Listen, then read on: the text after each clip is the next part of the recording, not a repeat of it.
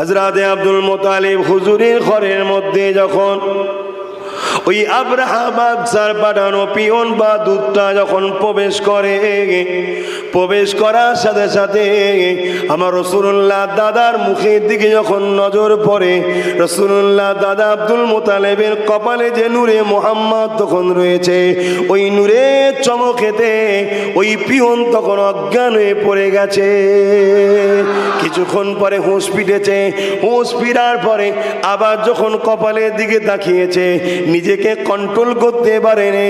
ও তো আব্রাহা বাদশার সৈন্যে একজন দূত এসেছে, কিন্তু সেই সময়ের প্রজারা বাদশাকে সেজদা করত, বাদশাকে মাথা নত করত, তাই আব্দুল মুত্তালিব হুজুরের কাছে মাথা নত করতে লেগেছে।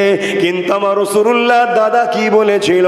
মাথা তোলো, একমাত্র আল্লাহ ছাড়া দ্বিতীয় কারো কাছে মাথা নত করা যাবে না। এ নওজওয়ানেরা, অনেক বড় কথা মূল জায়গায় আসি। ওই সময় আব্রাহা বাদশার খাদেম দুধ বলতে লেগেছে, এ মক্কা সরদার, আমাকে বাদশা পাঠিয়েছে কাবাকে ধ্বংস করে দেবে। বাদশার এটাই ইরাদা, আপনার সঙ্গে কোনো ঝগড়া নাই, আপনারা যেন কোনো বাধা দেবেন না। ওই সময় আমার রাসূলুল্লাহ দাদা বলেছিলেন, তোমার বাদশার কাছে আমাকে নিয়ে চলো। বাদশার কাছে নিয়ে যাওয়া হলো। যাওয়ার পরে খাদেম বলতে লেগেছে, আব্রাহা বাদশার খাদেম বলে, আপনি একটু বাইরে থাকেন, আমি আপনার বিষয় মেসেজটা একটু আব্রাহাকে আগে দিই। আব্রাহা সিংহাসনে বসে রয়েছে, বড় জালিম অত্যাচারী অহংকারী বাদশা।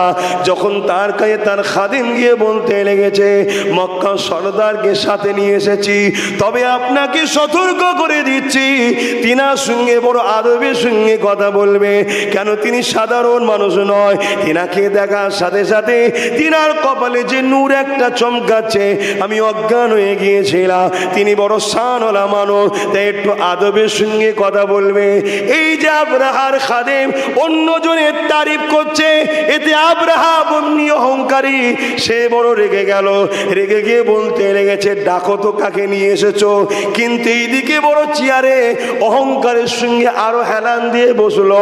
কিন্তু আমার রাসূলুল্লাহ দাদা যখন এই তাঁবুর ভেতরে ঢুকতে লেগেছে, আব্রাহা বাদশা আমার রাসূলুল্লাহ দাদার দিকে যেই তাকিয়েছে, নূরে মুহাম্মদ রাসূলের চমক নজরে পড়ে গেছে। আব্রাহা বাদশা অটোমেটিক উঠে দাঁড়াতে লেগেছে। আরো জোরে বলুন সুবহানাল্লাহ। ইয়া রাসূলুল্লাহ, হাবিবাল্লাহ, হুজুর ৭০,০০০ বছর পর পর ওই তারাটা একবার করে চমকায়, একবার চমকায়, ৭০,০০০ বছর পর আবার চমকায়। ইয়া রাসূলুল্লাহ, হাবিবাল্লাহ, এইভাবে ওই তারাটাকে আমি ৭২,০০০ বার দেখেছি। আল্লাহ নবী বলল, জিবরিল, ওই তারাটা হলো তোমার নবী মুহাম্মদুর রাসূল। তাহলে আমার নবীর বয়স কত? আমার নবীকে আল্লাহ কবে বানিয়েছে এর কোনো ক্যালকুলেটর কেউ দিতে পারবে? যিনি বানিয়েছে তিনি জানেন। তবে এতটুকু আমরা জানতে পেরেছি, আল্লাহ নবীকে সাহাবা হুজুররা জিজ্ঞাসা করেছেন, ইয়া রাসূলুল্লাহ, হাবিবাল্লাহ, আল্লাহ পাক সর্বপ্রথম কোন জিনিসকে সৃষ্টি করেছে? নবী আমার জানিয়েছেন, সর্বপ্রথম আল্লাহ পাক তোমার নবী নূর মুবারককে সৃষ্টি করেছে। আল্লাহ যখন নিজেকে সৃষ্টি করতে চাই, নিজেকে প্রচার করতে চাইলেন, ওই সময় আল্লাহ তিনার হাবিবের নূর মুবারককে তৈরি করলেন। ওই নূরকে আল্লাহ নিজের কাছে কুদরতি ভাবে রেখে দিলেন। কিন্তু দুনিয়া জমিনে যখন আমার রাসূলকে পাঠাতে চাইলেন, কিভাবে পাঠানো শুরু হলো, এইভাবেই সংক্ষেপে একটু আলোচনা করে আল্লাহ পাক হযরতে জিবরাইলকে বললেন, ও জিবরাইল, জমিনে চলে যান, জমিন থেকে মাটি নিয়ে আসেন, আমি আল্লাহ পাক আদমের শরীর বানাবো। হযরতে জিবরাইল দুনিয়া জমিনে চলে আসলেন, মাটি যখন আনতে লাগলেন, মাটি মাটি ওই সময় আল্লাহর হস্তে দিয়ে জিবরাইলকে বলতে লেগেছে, আমাকে নেবেন না। হযরতে জিবরাইল আল্লাহ পাকের হস্তা শুনে ফিরে চলে গেলেন, মাটি নিয়ে গেলেন না। আল্লাহ মিকাইলকে পাঠালেন, একই ঘটনা ঘটলো। ইসরাফিলকেও পাঠালেন, একই ঘটনা ঘটলো। হযরতে আজরাইলকে আল্লাহ বললেন, আজরাইল জমিনে যান, মাটি নিয়ে আসেন। হযরতে আজরাইল এসে বলে, যখন মাটি নিতে এসেছি এই জমিন তখন আল্লাহর রাস্তা আমাকে দেয়। আমি জমিনকে বলি, মাটি রে তুমি জিনার রাস্তা দিচ্ছ, সেই আল্লাহ তো আমায় পাঠিয়েছে, কোনো কথা হবে না। তাই আজরাইল জমিন থেকে মাটি নিয়ে গিয়েছিল। আজরাইলের এই কাজ দেখে আল্লাহ পাক আজরাইলকে মানুষের জান কবজের জিম্মা দায়িত্বটা দিয়ে দেয়। বাবা আদম সাল্লামের দেহকে আল্লাহ তৈরি করছে কুদরতি হাত লাগিয়ে, বলুন সুবহানাল্লাহ। কায়নাতে যা কিছু আছে কোনো জিনিস আল্লাহ কুদরতি হাত লাগাইলে সব বলেছে কুন হো যা, ফায়াকুন, সঙ্গে সঙ্গে হয়ে গেছে। কিন্তু আব্বাজান আদম আলাইহিস সালামের জিসম মুবারককে যখন তৈরি করে, শরীরকে বাশারিয়াত, বাইকারে বাশারিয়াত, মানুষ যখন তৈরি করে, বডি যখন তৈরি করে, মাটির আদমের বডি যখন তৈরি করে, আল্লাহ কুদরতি হাত লাগিয়েছে। এবং আল্লাহ নিজে, কোনো স্যাম্পেল ছিল না, ছিল না কি এটা দেখে দেখে তৈরি করছে না, আল্লাহ নিজের পছন্দ মডেল আদমের সুরাত, অর্থাৎ আমাদের যে সুরাত, এই যে চোখ, বাপের সুরাতই তো ছেলে পেয়েছি আমরা। চোখ এখানে থাকবে, কান এখানে থাকবে, মুখ এখানে থাকবে, তাতে দাঁত থাকবে, চোখের ওপরে আবার একটা স্যাটার সিস্টেম থাকবে, যাই বলেন না কেন। এভাবে আল্লাহ সব থেকে সুন্দর নকশা মানুষ আদমের দিয়ে আল্লাহ বানালেন, জোরে বলুন সুবহানাল্লাহ। তাই এইটা আল্লাহর পছন্দর ডিজাইন বলে যখন জাহান্নামীরা জাহান্নামে যাবে, এই ডিজাইনও পাঠাবে না, চেহারাকে বিকৃত করে দেবে আল্লাহ। হযরতে আদম আলাইহিস সালামের শরীর তৈরি হয়ে গেল। হয়ে যাবার পর আদম আলাইহিস সালামের বডি, শরীর শুয়ে আছে, লড়েও না, চড়েও না। কেন? আসল জিনিস তো যায়নি। আসলটা কি? রূহ। রূহটা হচ্ছে আল্লাহর হুকুম। আল্লাহ পাক হুকুম করে দিলেন রূহকে যাবার জন্য, রূহ কিন্তু যাচ্ছে না। আল্লাহ পাক জিজ্ঞাসা করে, আদমের রূহ কেন তুমি ভেতরে যাচ্ছ না? ওই সময় রূহ বলতে লেগেছে, আল্লাহ পাক মাটির আদমের ভেতরটা বড় অন্ধকার। এ নওজওয়ানেরা, আল্লাহ ওই সময় নূরে মুহাম্মদ রাসূলুল্লাহ নূর মুবারককে আদমের কপালে বা পৃষ্ঠে আল্লাহ বা রেখে দিলেন। এই রেখে দিবার পর আদম আলাইহিস সালামের রূহ ওই নূরে মুহাম্মদ রাসূলের নূরে দিবানা হয়ে ভেতরে চলে গেল, আর বেরোতে চাইছে না। আল্লাহ পাক আদম নবীকে সম্মানের জন্য সিজদা করার হুকুম দিল। সমস্ত ফেরেশতারা সিজদা করলো, কিন্তু ইবলিস করলো না। এ ফেরেশতা তোমরা কেন করলে? ফেরেশতারা বলেছিল, আদমের মাটির শরীর ভেতর দিয়ে নূরে মুহাম্মদ রাসূলকে দেখতে পেয়েছিলাম, ওই নূরের ইশকে দিবানা হয়ে গে আমরা মাথাকে নত করে দিয়েছিলাম।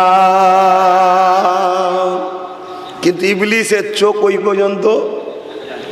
আজকের কিছু মানুষ আছে তাদের চোখ রাসূলুল্লাহর মানুষ পর্যন্ত যায়, নূর পর্যন্ত যায় না। বুঝছেন তো নাকি? অবশ্যই রসুল মানুষ, অস্বীকার করছি না। অস্বীকার করলে ডাইরেক্ট কোরআন অস্বীকার করা হবে, নাউজুবিল্লাহ। কেন? কোরআনে আল্লাহ রসুলকে বাসার বলেছে, কিন্তু নূরওয়ালা বাসার বলেছে, নূরওয়ালা মানুষ বলেছে। তো যাক, আমার যে বিষয়টা আজকে, কিভাবে হুজুর আসলেন দুনিয়ায়। আদম আলাইহিস সালামের দুনিয়ায় চলে এলেন, গন্ধম ফল খেয়েছে, অত ডিসকাসে গেলে হবে না। আম্মা জান হজরতে হাওয়া আলাইহিস সালামের সঙ্গে আরাফার ময়দানে দেখা হলো। আরাফার ময়দান 9 জিলহজ, ওটাও হলো আমাদের জন্য ঈদের দিন, জোরে বলুন সুবহানাল্লাহ। হযরত ওমর ফারুক রাদিয়াল্লাহু তাআলা আন থেকে রয়াত, এক ইহুদি উমর ফারুক হুজুরকে বলেছিলেন, দিনকে আল্লাহ যে কমপ্লিট করে দিলেন, আয়াতটা তোমাদের ওপরে যদি নাজিল না করে যদি আল্লাহ মুসার ওপরে নাজিল করতো, আমরা এই দিনকে ঈদ মানাতাম। হজরতে উমর ফারুক হুজুর বললেন, আরে ওই দিন তো আমাদের দুটো ঈদ অলরেডি ছিল। জোরে বলুন সুবহানাল্লাহ।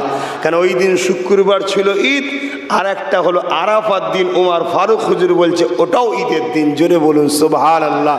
তাহলে শরিয়াতে দুটো ঈদ বাড়ছে না ঈদ বাড়ছে? আরো জোরে বলেন। হ্যাঁ, ঈদ বাড়ছে। বলুন মারহাবা, আলহামদুলিল্লাহ। আল্লাহ আমার রসুলের মাধ্যম দিয়ে আমাদেরকে সব কিছু দিয়েছে, তো সেই নবী আসাতে আমরা কেন খুশি হব না? হযরত আব্বা জান আদম আলাইহিস সালাম দুনিয়া জমিনে চলে আসলেন। আব্বা জান আদম আলাইহিস সালাম আর আম্মা জান হাওয়া আলাইহিস সালামের সংসারের মাধ্যম দিয়ে জোড়া জোড়া সন্তান হতে লাগলো। একটা পুত্র সন্তান, একটা কন্যা সন্তান। কিন্তু আদম আলাইহিস সালামের একজন সন্তান ছিল, যিনার কোনো সন্তান জোড়া হয়নি, তিনি সিঙ্গেল এসেছিলেন। তিনি হলেন হযরত ঈসা আলাইহিস সালাম। তাই তেনার সঙ্গে কোনো কন্যা সন্তান আসেনি। আদম আলাইহিস সালাম এই বাচ্চাকে কার সঙ্গে বিবাহ দেবে? আদম আলাইহিস সালাম আল্লাহ পাকের কাছে খানচার দোয়া চেয়েছিলেন। জান্নাতীদের খানচা যখন আসতে লাগে, একটা হুরের মাধ্যম দিয়ে খানচাটা আল্লাহ পাঠায়। আদম আলাইহিস সালাম ওই হুরের হাতকে ধরে ফেলে বলে, আল্লাহ এই হুরকে আমার বেটার বউ বানাতে চায়। আল্লাহ পাক দোয়া কবুল করে নেয়। হযরত নবী ঈসা আলাইহিস সালামের সঙ্গে এই জমিনেতে জান্নাতি হুরের নেকাহ হয়েছে। এ নওজওয়ানেরা, আমি যে বিষয়টা বলতে যাইছি, হযরত আদম আলাইহিস সালাম থেকে ওই নূর মুবারকটা হযরত ঈসা আলাইহিস সালামের পেছনাতে চলে আসে। হযরত ঈসা আলাইহিস সালাম থেকে কি সমস্যা হচ্ছে মুরব্বির?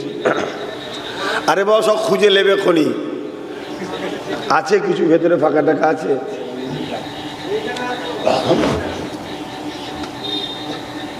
কোনো জায়গায় ফাঁকা থাকে একটু দেখে বসিয়ে দেন না তাড়াতাড়ি। আমিও তাড়াতাড়ি করছি, বুঝতে পারছেন তো? কেন ঘরের দিকে মন পড়ে আছে, কখন বেরিয়েছি বলেন তো? এ নওজওয়ানেরা, হযরত ঈসা আলাইহিস সালামের পেছনাতে নূর মুবারক আল্লাহ পাঠিয়ে দিলেন। কিভাবে আমার রাসূলুল্লাহ নূর জমিনে এসেছে দেখুন। আদম আলাইহিস সালাম থেকে ঈসা আলাইহিস সালাম, এইবারে নবীদের মাধ্যমে আস্তে আস্তে আস্তে হযরত ইব্রাহিম খলিলুল্লাহর পেছনাতে ওই নূর মুবারক চলে আসে। এই জন্যই তো ইব্রাহিম নবীকে যখন আগুনে ফেলা হয়েছিল, আল্লাহ তো অবশ্যই হুকুম করেছে, ঠিকই কথা, কিন্তু মনে রাখবেন ওই নূরে মুহাম্মদ রাসূল থাকার কারণে তাফসীর খুলে দেখেন, ইব্রাহিম নবীকে আগুন পোড়াতে পারবে না। ওই ইব্রাহিম আলাইহিস সালাম থেকে ওই নূরটা হযরত ইসমাইল জবিউল্লাহ হুজুরের গায়ে চলে যায়। তাই ইব্রাহিম জবিউল্লাহ হুজুরকে যখন তরোয়াল চালানো হয়, ওই গলা তখন কাটতে চাইছে না, কেননা আমার রাসূলুল্লাহ তখন ইসমাইল আলাইহিস সালামের পেছনাতে ছিল। এইভাবে নূর আস্তে আস্তে আস্তে, অনেক লম্বা কথা, আমার রাসূলুল্লাহ দাদা যান হযরত আব্দুল মুত্তালিব হুজুরের কপালে চলে আসে। এত সুন্দর লাগছে দেখতে হুজুরের দাদাকে। পুরো মক্কার মানুষ হুজুরের দাদা আব্দুল মুত্তালিব হুজুরকে সর্দার বানিয়ে দিয়েছে। জোরে বলুন সুবহানাল্লাহ। এসব কার সম্মানে হচ্ছে? আমার রসুলের সম্মানে হচ্ছে। আমাদের সমাজে একটা কথা সোশ্যাল মিডিয়া খুললে বা অনেক পাড়াতে পাড়াতে শোনা যায় যে রসুলের আব্বা আম্মা নওজুবিল্লাহ তাদের ইমান বা ধর্ম নিয়ে আলোচনা হয়, তাই তো নাকি গো? তো রসুলুল্লাহ দাদার কাছে নূর আসছে। বলুন তো ভাই, আপনি সাধারণ একটা মানুষ হয়ে আপনি কোনো পাক পবিত্র জিনিসকে নাপাক জায়গায় রাখবেন? তাহলে আমার আল্লাহ তিনি তিনার নবীর পাক নূরকে নাপাক জায়গায় রাখবে? যদি তার বাপ মা, নওজুবিল্লাহ, আমি কীভাবে বলি, এই ভাষা তো বলাও যাচ্ছে না হুজুরের আব্বা আম্মার সামনে, কিন্তু এরকম কথা শোনা যায় না, যায় না। তা তিনার দাদার কথা একটু শুনুন। হযরত আব্দুল মুত্তালিব হুজুর ওই নূর পেয়ে গেলেন, মক্কা তিনাকে সরদার বানিয়ে দেওয়া হলো। কিন্তু এই সময় একটা ঘটনা ঘটে যায়। বছরে যখন হজের সময় আসে, এলাকা মানুষেরা সবাই আল্লাহর কাবার দিকে আসে। সেই সময় পৃথিবীর মানুষেরা অনেকে হযরতে নবী ইব্রাহিম আলাইহিস সালামের দ্বীনের উপরে কায়েম ছিল। ইব্রাহিম নবী হক না বাতিল গো বাবা? তিনার দ্বীনের উপরে কায়েম ছিল। তো সব তো ইসলামের উপরে, জান্নাতি তো। তরুণেরা, আমার নবী পাখির উম্মতি গণেরা, ওই সময় দেখা যায় হজের মৌসুমেতে এই ভিড় দেখে সেই সময় এমন একটা জালিম বাদশা ছিল, আব্রাহা বাদশা। ওই বাদশাহ তার সৈন্য সামন্তকে পাঠিয়ে মক্কা খবরটা নেয়, মক্কায় এত কেন ভিড় হয়। ওই সময় খবরটা বাদশাকে গিয়ে দেওয়া হয়, মক্কায় একটা ঘর আছে, ওই ঘরটার নাম হলো বাইতুল্লাহ। মক্কার মানুষ বড় সম্মানের সঙ্গে ওই ঘরটাকে তওয়াফ করে ভালোবাসে। এমন করে আব্রাহা বাদশা তার সৈন্যদেরকে জিজ্ঞাসা করে, ওই ঘরটা কি খুব দামি দামি পাথর দিয়ে তৈরি? তারা বলল না, সাধারণ পাথর দিয়ে তৈরি। তাহলে এক কাজ করো, আমার দেশে পৃথিবীর দামি দামি পাথর দিয়ে একটা ঘর বানাও এবং দুনিয়ার মানুষকে মেসেজ দিয়ে দাও কাবায় যেতে হবে না, ওর থেকে দামি ঘর আব্রাহা বানিয়েছে, ওই জায়গাতে আসতে হবে। যেমন মালাউন, বুদ্ধিটাও ঠিক তেমন মালাউনের মতো। এই সময়ে ঘরটা বানানো হয়ে গেল। এ যুবকেরা চতুর্দিকে প্রচার হয়ে গেছে, কালকে উদ্বোধন হবে। আজকে একজন কোরাইশ যুবক গিয়ে ওই আব্রাহার বানানো ঘরের মধ্যে পটি করে দিয়েছে। পটি পর্যন্ত নাকি বাচ্চারা ভালো বোঝে, পটি করিস তো, পটি করে দিয়েছে, বুঝতে পারছেন না? তার মানে মেসেজ দুনিয়াকে দিচ্ছে, এটা তওয়াফ করার ঘর না, এটা হলো পটি করার ঘর। যতই দামি পাথর দিয়ে বানাক, আব্রাহা বানিয়েছে, আর ওটা ইব্রাহিম খলিল বানিয়েছে। জোরে বলুন সুবহানাল্লাহ। আর আল্লাহ বলেছে ওটা আমার ঘর। পার্থক্য আসমান জমিনের থেকে বেশি তুলনায় হতে পারে না। তো পরের দিন সময় মতো আব্রাহা সেজে গুজে দল বল নিয়ে লোক নিয়ে যাচ্ছে। কি করবে? আপনারা যে ভাষাটা বুঝবেন ফেতে কাটা, যেটা আপনারা বুঝবেন উদ্বোধন করতে, উদ্ঘাটন করতে। এখন তাদের স্টাইলে উদ্ঘাটন যেটা ছিল করেছে, দরজা খুলে দেখছে আব্রাহা বাদশা পটি। আর এটা করলো কিছু তো রেগুলার, বলছে এক কোরাইশ যুবক এসে করেছে। আব্রাহা জালালে এসে গেছে, রাগে বলছে যতক্ষণ না আমি কাবাকে ধ্বংস করছি ততক্ষণ আমি চুপ বসবো না। জোরে বল নাউজুবিল্লাহ। মানে ওর মরার সময় হয়েছে এবারে না, এত বড় কথা বলে ফেললো কেন? কে? ছোটো খাটোর উপরে জুলুম করতে করতে করতে যখন দেখবেন বড় জায়গায় হাত দিতে জানতে ওর মরার সময় এসে গেছে, ওই জন্য বড় জায়গায় হাত মেরে দিয়েছে। মুসলমান ঘরের ছেলে মেয়েরা, তরুণেরা, আব্রাহা বাদশা ঠিক কথা মতো নাজ্জাসী বাদশাকে চিঠি দিয়ে বহু সৈন্য জোগাড় করে, ঘোড়া উট হাতি জোগাড় করে, যুদ্ধের সামান তৈরি করে নিয়ে মক্কা দিকে রওনা দিতে লেগেছে। আল্লাহ ঘর বাইতুল্লাহকে ধ্বংস করে দেবে। তখন আমার রাসূল পাক সাল্লাল্লাহু আলাইহি সাল্লাম দাদা জান আব্দুল মুত্তালিবের পিছিনাতের মধ্যে রয়েছে। এ যুবকেরা, তরুণেরা, বাপেরা, কিন্তু নাজ্জাসী বাদশা এসে মক্কায় প্রবেশ করলো না। কিছুটা দূরে একটা তাঁবু গাড়ল, ওখানে তারা রয়ে গেল। বুদ্ধি প্ল্যান তৈরি করতে লেগেছে, কি করে হামলা করা যায়। হামলা করতে গেলে হামলা তো বাহানা দরকার আছে। কি গো, বাহানা দরকার আছে না? নাই, খারাপ নেবেন না, একটু টাচ দিচ্ছি। যেমন আমার দেশে আমাদের সঙ্গে ঝগড়া করার জন্যে একটা বাহানা চলছে না, কার ফ্রিজে কি খাবার আছে খালি কামায় ঢুকে যে মারছে। কি কোথায় বেচারি মুরব্বী মানুষ চকলেট বিক্রি করছে, টেনে তাকে মেরে লাভ করে বার করে দিচ্ছে। এ চলছে না? চলে না? কোথায় বিদেশে কাজে গেছে, মেরে বার করে দিচ্ছে। এটা হচ্ছে বাহানা খুঁজছে। একদল লোক আমার দেশে ঘুরছে, এদের পিছনে আমার ধারণা ভারতের দুশ্মনদের হাত আছে, হয় পাকিস্তানের নাই চীনের হাত আছে এদের পিছনে, যাতে করে এই বাহানা করে একটা ঝগড়া করে দেশটাকে টুকরো করব। এটা হচ্ছে ষড়যন্ত্র। তবে ধন্যবাদ জানাই আমার নবীর পাগলগুলোকে যে আমরা মাতৃভূমির ভালোবাসার স্বার্থে অনেক খামোশ খেয়ে আছি। কেন একটা দড়ি দুদিক দিয়ে টানলে কি হবে?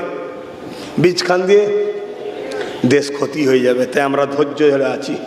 কিন্তু দেশের যারা মাথায় বসে আছে তাদের তো একটু হুঁশ করা দরকার যে কি হচ্ছে এগুলো। কিন্তু হুঁশ করবে কি করে? হুঁশ থাকলে তো করবে, হুঁশই তো নাই। তো যাক, তো আব্রাহা বাদশাও ঠিক প্ল্যান করছে কি করে ঝগড়াটা করা যায়। তা মাথায় ঢুকলে এক কাজ কর, মক্কার লোকেদের জীবজন্তু আশপাশে যা চড়ে সেগুলোকে সব বন্দি কর, তাহলে রেগে যাবে, রেগে গিয়ে আগিয়ে আসবে, মারপিটটা হবে। কথা বুঝছেন না বোঝেন না? তো ওই সময় তাই করলো। আর এমনকি 200 উট ছিল হযরত আব্দুল মোতালেব হুজুরের সর্দার, তিনারও 200 উট ছিল। ওই 200 উটকেও বন্দি করে নিয়েছে। কিন্তু মক্কার মানুষ, কাবাকে থাকা মানুষ ও সবকে তাওয়াক্কা করে না, কোনো গুরুত্ব দেয় না। যেমন আমরা কোনো গুরুত্ব দিচ্ছি কি? কে আমার মসজিদের সামনে বাঁদর নাচা নাচছে এলি আমাদের কিছু মাথায় ব্যথা হচ্ছে? গুরুত্বই দিইনি, ঠিক না? তো মক্কার মানুষেরা সে সময় কোনো গুরুত্ব দেয়নি। রাজা আরো খেপে গেছে যে এত প্ল্যান করছি, ঝগড়া করার হচ্ছে না তো। কি গো, বুঝতে পারছেন না? এরাও প্ল্যান করে ঝগড়া করার হচ্ছে না তো, খেপে গেছে। তখন কি করেছে? ডাইরেক্ট মিলটা দেখবেন, ডাইরেক্ট পিয়ন পাঠিয়েছে বা দূত পাঠিয়েছে। কি? আমাদের লক্ষ্য কাবাকে মিটিয়ে দেওয়া, আমাদের লক্ষ্য কাবাকে মিটিয়ে দেওয়া।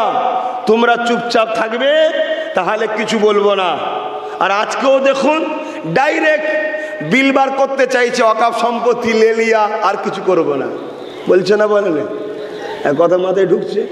হ্যাঁ, এসব কোনো ইতিহাস কেন ঘটে? নতুন প্রজন্ম যখন এরকম ঘটনা ঘটবে আগের ইতিহাস থেকে শিক্ষা নেবে।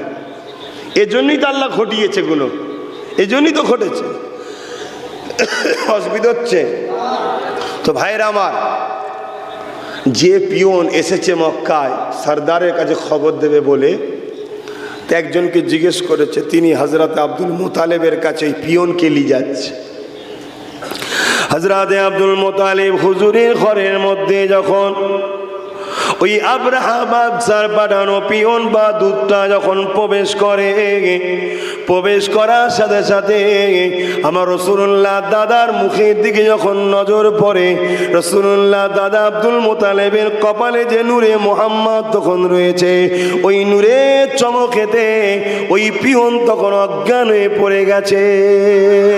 কিছুক্ষণ পরে হুঁশ ফিরেছে, হুঁশ ফিরার পরে আবার যখন কপালের দিকে তাকিয়েছে, নিজেকে কন্ট্রোল করতে পারেনি। ও তো আব্রাহা বাদশার সৈন্যে একজন দূত এসেছে, কিন্তু সেই সময়ের প্রজারা বাদশাকে সেজদা করত, বাদশাকে মাথা নত করত। তাই আব্দুল মোতালেব হুজুরের কাছে মাথা নত করতে লেগেছে। কিন্তু আমার রাসূলুল্লাহ দাদা কি বলেছিল? মাথা তোলো, একমাত্র আল্লাহ ছাড়া দ্বিতীয় কারো কাছে মাথা নত করা যাবে না। এ থেকে কি মনে হচ্ছে?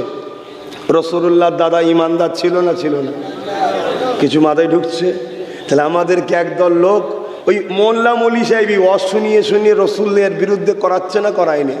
হ্যাঁ, এগুলো মাথায় রাখুন যে এর অজের লাইনটা কোন দিকে যাচ্ছে। রাসূলুল্লাহর পক্ষে যাচ্ছে না ছোট করতে চাইছে? এ না জওয়ানেরা, অনেক বড় কথা মূল জায়গায় আসি। ওই সময় আব্রাহা বাদশার খাদেম দুধ বলতে লেগেছে, এ মক্কা সরদার, আমাকে বাদশা পাঠিয়েছে কাবাকে ধ্বংস করে দেবে। বাদশার এটাই ইরাদা, আপনার সঙ্গে কোনো ঝগড়া নাই, আপনারা যেন কোনো বাধা দেবেন না। ওই সময় আমার রাসূলুল্লাহ দাদা বলেছিলেন, তোমার বাদশার কাছে আমাকে নিয়ে চলো। বাদশার কাছে নিয়ে যাওয়া হলো। যাওয়ার পরে খাদেম বলতে লেগেছে, আব্রাহা বাদশার খাদেম বলে, আপনি একটু বাইরে থাকেন, আমি আপনার বিষয় মেসেজটা একটু আব্রাহাকে আগে দিই। আব্রাহা সিংহাসনে বসে রয়েছে, বড় জালিম অত্যাচারী অহংকারী বাদশাহ। যখন তার কাছে তার খাদিম গিয়ে বলতে লেগেছে, মক্কা সর্দারকে সাথে নিয়ে এসেছি, তবে আপনাকে সতর্ক করে দিচ্ছি, তিনার সঙ্গে বড় আদবের সঙ্গে কথা বলবে। কেন? তিনি সাধারণ মানুষ নয়। তিনাকে দেখার সাথে সাথে তিনার কপালে যে নূর একটা চমকাচ্ছে, আমি অজ্ঞান হয়ে গিয়েছিলাম। তিনি বড় শানওয়ালা মানুষ, তাই একটু আদবের সঙ্গে কথা বলবে। এই যে আব্রাহার খাদেম অন্যজনের তারিফ করছে, এতে আব্রাহা বন্যী অহংকারী, সে বড় রেগে গেল। রেগে গিয়ে বলতে লেগেছে, ডাকো তো কাকে নিয়ে এসেছো। কিন্তু এইদিকে বড় চেয়ারে অহংকারের সঙ্গে আরো হেলান দিয়ে বসলো। কিন্তু আমার রাসূলুল্লাহ দাদা যখন এই তাঁবুর ভেতরে ঢুকতে লেগেছে, আব্রাহা বাদশাহ আমার রাসূলুল্লাহ দাদার দিকে যেই তাকিয়েছে, নূরে মুহাম্মদ রাসূলের চমক নজরে পড়ে গেছে। আব্রাহা বাদশাহ অটোমেটিক উঠে দাঁড়াতে লেগেছে। আরো জোরে বলুন সুবহান আল্লাহ। আহা, কি নিয়ামত আমার রসুলকে করেছে। বড় আদবের সাথে ভদ্রভাবে কথা বলছে, অহংকার কেটে গেছে, দাম্ভিকতা কেটে গেছে। কেটে গিয়ে বলছে, জাহাবানা সম্মানীয় ব্যক্তি, আপনাকে বলি, আপনার সঙ্গে মক্কার মানুষের সঙ্গে আমার কোনো ঝগড়া নাই। আমি একটা ঘর বানিয়েছিলাম, তা থেকে মক্কার লোক টফডি করেছে। আমি প্রতিজ্ঞা করেছি কাবাকে ভেঙে দেবো, তাই আপনারা সামনে আসবেন না। রাসূলুল্লাহ দাদা বলছে, আরে মিয়া, আমি তো 200 উট নিতে এসেছি, আমারটা দাও, আমি চলে যাচ্ছি, যার ঘর তিনি সামলাবে। বলুন সুবহানাল্লাহ। কেন? রসুলের দাদা জানে যার ঘর তেনাকে সামলাবার জন্য এই আব্রাহার, কেন পৃথিবীর সব শয়তান এক জায়গায় হয়ে গেল, তিনি যথেষ্ট না? যথেষ্ট নয়। তখন আব্রাহা বাদশাহ অবাক হয়ে যে বলছে, রে কাবাকে আমি ভাঙতে এসেছি, তোমরা কিছু বলবে না? আরে জিনার ঘর তিনি দেখবে, আমারটা নিয়ে এসছেন কেন? আমার 200 উট দেন। আব্রাহা বাদশাহ বলে, এই 200 উট দিয়ে দাও। ভয়ে ভয়ে একদম সম্মানের সাথে, কেন যা ঝলক দেখেছে ও আর বেশি পাকামো করছে না, দিয়ে দাও। কিন্তু মনের মধ্যে একটা আব্রাহা বাদশাহ শয়তানি খেয়াল জাগলো, আরে ইনি বলে যাচ্ছে লড়াই করব না, কিন্তু ওই দিকে গিয়ে প্রস্তুত নিতে পারে তো। তাই খাদেমদেরকে বলল, যাও আমার সৈন্যগুলোকে এবং আমার যে যুদ্ধের প্রস্তুত উট ঘোড়া হাতি সব রেডি আছে, ওগুলোকে একটু দেখিয়ে নিয়ে আসো। কেন? প্রস্তুত নিয়ে গেলেও দেখার পরে একটু ভয় খাবে, কেন বিশাল সৈন্য নিয়ে এসছে। আর স্পেশাল করে একটা হাতি আছে, ওই হাতিটাকে দেখাবার কথা বলেছে। যুদ্ধের হাতি, জঙ্গি হাতি, বিরাট চেহারা, বিশাল তার গর্জন, এইটাকে স্পেশাল করে দেখিও, যাতে এটা দেখার পরে আব্দুল মোতালেব একটু ভয় খেয়ে যায়, এলাকার লোকেদের ঘরে যে বলবে এটা বাদশার উদ্দেশ্য। কিন্তু কপাল জানে না আব্রাহা যে কার দাদা এটা, কি কার দাদা। আল্লাহু আকবার। হযরতে আব্দুল মোতালেব হুজুরকে যখন নিয়ে যাওয়া হচ্ছে, ওই হাতিটা কোনো রকম যখন এক ঝলক আমার রাসূলুল্লাহ দাদা আব্দুল মোতালেবের দিকে নজর পড়েছে, দ্রুত কদমে এসে একটা উট যেভাবে জমিনে বসে মাথা হ্যাট করে দেয়, রাসূলুল্লাহ দাদা আব্দুল মোতালেবের কদমে এই হাতিটা মাথা হ্যাট করে দিয়েছে। জোরে বলুন সুবহানাল্লাহ। আরো জোরে বলা যাবে না? কেন? হাতিও দেখে নিয়েছে, হাতিও দেখে নিয়েছে। হাই হাই হাই, অবালা পশুর আমার রসুলকে চিনে ফেলতে পেরেছে, কিছু মানুষ এখনো রসুল চিনতে পারছে না। হায় হায়। আর একটা কথা এই জায়গায় মনে পড়েছে, বিষয়টা একটু অন্য সাইডে হলো। এই জায়গায় যখন মনে পড়েছে একটু টাচ করে দিয়ে যায়। আল্লাহ নবীর কাছে একদিন এক সাহাবী এলেন, ইয়া রাসূলুল্লাহ হাবিবাল্লাহ, আমার একটা উট ছিল, সে পাগল হয়ে গেছে। বাকি সাহাবা ভাইরা বসে রয়েছে। আল্লাহ নবী নূহ নবী তাকে এমন করে বলেন, এ বাবা পশু ডাক্তারের কাছে যাও। আল্লাহ নবী কথা শুনে সাহাবা ভাইদেরকে বললেন, চলো তো বাবা দেখি ওর উটনিটা পাগল হয়ে গেছে, বলে কি সমস্যা হয়েছে দেখি। আল্লাহ নবীর সাথে সাহাবা হুজুরাও দেখতে যাচ্ছে, বড় কৌতূহল লাগছে। উট পাগল হয়ে গেছে, ডাক্তারের কাছে যাবে। হুজুর কেন যাচ্ছে? হুজুর আমার যেতে লেগেছে, হুজুর আমার যেতে লেগেছে। এ যুবকেরা এমন সময় যখন এই উটের কাজ বরাবর পৌঁছে যায়, ওই উটটা তখন অন্যদিকের মানুষকে তেড়ে তেড়ে ধরে আর কামড়ায়, অন্যদিকে তেড়ে তেড়ে যেতে লেগেছে। অর্থাৎ রাসূলুল্লাহ উটের পিছন দিকে উটের দিকে আগাচ্ছে। উটের মালিক বলে, ইয়া রাসূলুল্লাহ হাবিবাল্লাহ, আপনি বেশি কাছে যাবেন না, ও বড় পাগল হয়ে গেছে, আপনাকে বড় পাগল হয়ে গেছে, কাছে যাবেন না, হুজুর কিছু ঘটনা ঘটে যেতে পারে। আল্লাহ নবী মুচকে এসে বলেছিলেন, বাবা শোনো, তোমাদের নবীকে ওই উটটা খুব ভালোভাবেই চেনে। এ যুবকেরা, তরুণেরা, আল্লাহ নবী পিছন দিকে তার দিকে আগিয়ে যায়, ও অন্যজনকে ধরতে যাচ্ছে, কামড়াচ্ছে, তারা করছে। হঠাৎ করে ওই দিক থেকে যখন মুখটা ঘুরেছে, সোজাসুজি কামলিওয়ালাকে দেখতে পেয়ে গেছে। দ্রুত আমার নবীর দিকে উটটা ছুটে ছুটে আসে, আরে সেই নবী পাকের কদমে মাথা রেখে দেয়। আরো জোরে বলে আহা আল্লাহ ইয়া রাসূলুল্লাহ জিন্দা মারহাবা মারহাবা। তো ভেবে দেখুন, তো রসুল পাক সাল্লাল্লাহু আলাইহি ওয়াসাল্লামের দাদার কাছে যে হাতি মাথা নত করেছে, এটা দাদার ব্যাপারে নয়, দাদার যে কপালেতে সিনাতে যে নূরে মোহাম্মদ রসুল তখন রয়েছে, ওই ইশকে। কথা বুঝে আসছে? এ নওজোয়ান তরুণেরা, এইভাবে হযরত আব্দুল্লাহ আব্দুল মুত্তালিব হুজুরের কাছ থেকে ওই নূর মোবারকটা হযরত আব্দুল্লাহ হুজুরের পেশিনাতে আল্লাহ পাঠিয়ে দেয়। কিন্তু এখানে একটু সাইডে যাচ্ছি। হযরত আব্দুল মুত্তালিব হুজুর, তিনার 10 জন বা 11 জন সন্তান ছিল। এমন করে জমজম পানির কূপে পাথর আটকে গিয়ে পানি আসা বন্ধ হয়ে যায়। ওই পাথর যখন খুলতে যায়, মানুষ বাধা দিয়ে দেয়। হযরত আব্দুল মুত্তালিব নিয়ত করেছিল, আল্লাহ আপনি যদি আমার বাচ্চাগুলোকে জন করে দেন, বড় করে দেন, এদের নিয়ে আমি পাথর খুলবো। এই পাথর খোলার জন্যে শুকরিয়া আদায় হিসাবে আমার একটা বাচ্চাকে আপনার রাস্তায় জবাই করব, কোরবানি করব। এ যুবকেরা তরুণের ওয়াদা মান্যত করে নিল, কথা মতো কাজ হয়ে গেল। কিন্তু এমন করে দেখা যায়, পাথর তো খোলা হয়ে গেল, সন্তানগুলো বড় হয়ে গেল, কিন্তু কুরবানি দিচ্ছে না, মান্যতের আদায় হচ্ছে না। তাই একদিন হবে আল্লাহ বা দেখালে, এ আব্দুল মুত্তালিব, তুমি যে ওয়াদা করেছিলে, ওই ওয়াদাকে কেন ভঙ্গ করছো? তুমি আদায় করে দাও, দেরি করো না। হযরত আব্দুল মুত্তালিব হুজুরের ঘুম ভেঙে গেছে, স্মরণে এসে যায়, সন্তান দিয়ে করে নিয়ে আলোচনা করতে লেগেছে। প্রতিটা সন্তান শোনার পরে বলে, আব্বা জান, আপনি আমাকে আল্লাহর রাস্তায় কুরবানি করো। সবাই বলছে কুরবানি করো। তখন হযরত আব্দুল মুত্তালিব হুজুর বললেন, তোমাদের মধ্যে থেকে সবার নাম কি আমি এক জায়গায় রাখবো লিখিত করে?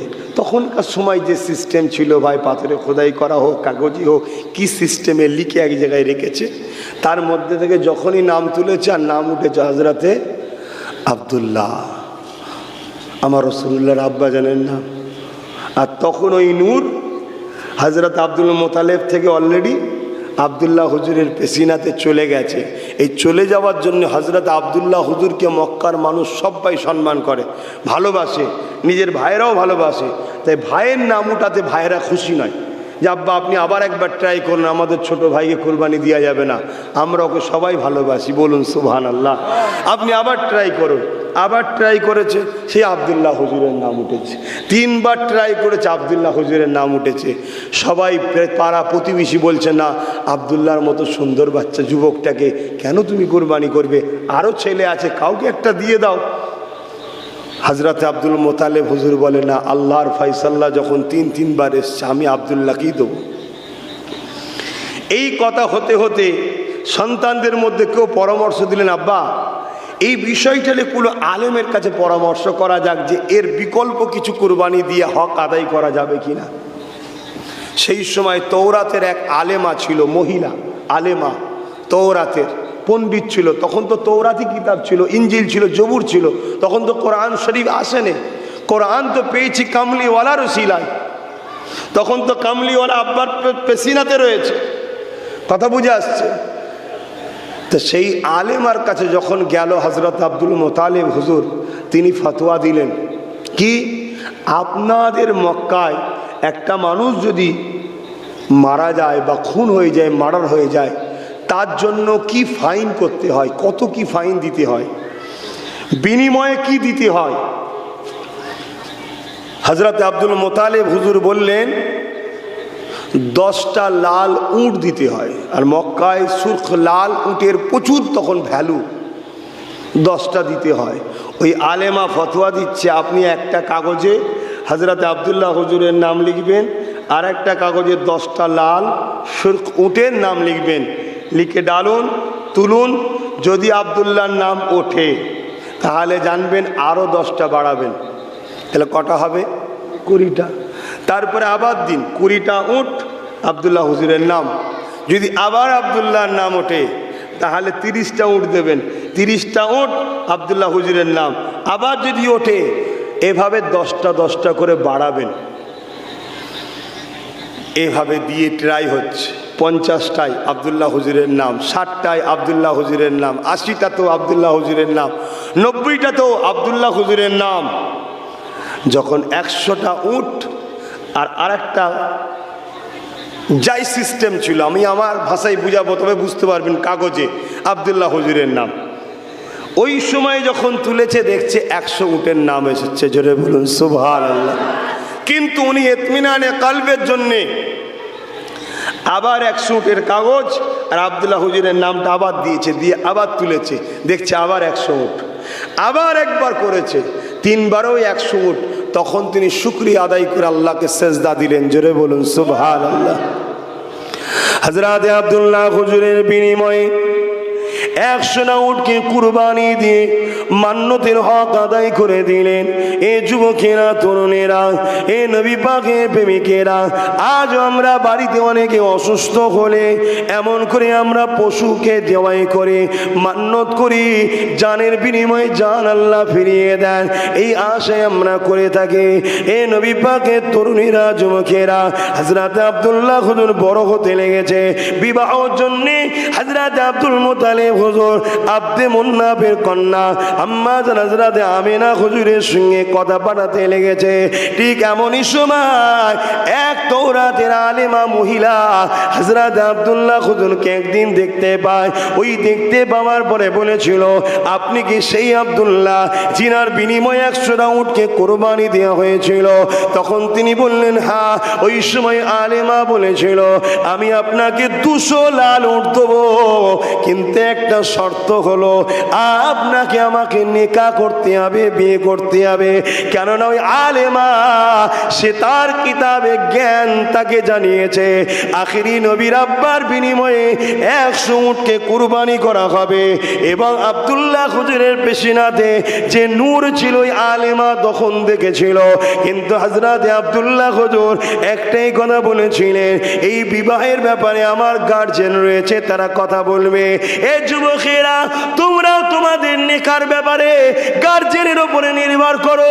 নিজেরা যদি এগিয়ে যেতে চাও, মনে রাখবে চোখের নজর বেশি দিন কিন্তু কিন্তু টিকবে না, ওখানে তুমি ধোঁকা খেয়ে যেতে পারো, কিন্তু তোমার বাপ মা কখনো সন্তানকে পানে ভেসিয়ে দিতে পারে না, এই বিশ্বাস তাদের উপরে রাখতে পারো। এখন যে বিষয়ে আলোচনা করতেছে, হযরতে আব্দুল্লাহ হুজুরের সঙ্গে হযরতে আম্মা আমেনা হুজুরের বিবাহ হয়ে যায়। এই বিবাহ হয়ে যাবার কয়েক সপ্তাহ পরে ওই আলেমা মহিলার সঙ্গে আবার একবার আব্দুল্লাহ হুজুরের দেখা হয়ে যায়। ওই দেখা হওয়ার পর ওই আলেমা মহিলা কিন্তু আর আব্দুল্লাহ হুজুরের দিকে একবার দেখে মুখ ঘুরিয়ে চলে যেতে লেগেছে।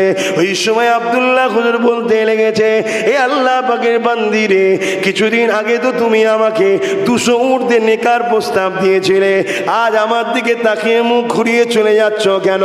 ওই আলেমা বলেছিল, এ আব্দুল্লাহ, আমি একজন তৌরাতের পণ্ডিত, আমি একজন তৌরাতের আলেম, আমাকে সাধারণ মহিলা মনে করো না, আমিও পাক পবিত্রতা বুঝি, কিন্তু মনে রাখবে আব্দুল্লাহ তোমার কি নেকা হয়ে গেছে? হ্যাঁ, নেকা হয়ে গেছে।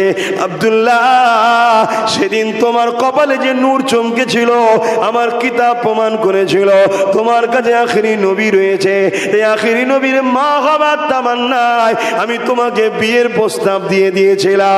আব্দুল্লাহ জানতে পারি কার সঙ্গে বিয়ে হয়েছে।